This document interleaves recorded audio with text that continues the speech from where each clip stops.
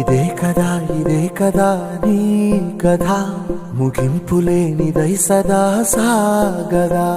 ఇదే కదా నీ కథ ముగింపులేనిదై సదా సాగదా. నీ కంటి రెప్పలంచున మనస్సు నిండి పొంగిన ఓ నీటి బిందువే కదా నువ్వెతుకుతున్న సంపద. ఒక్కొక్క జ్ఞాపకానికి 100 ఏళ్ల ఆయువుందిగా.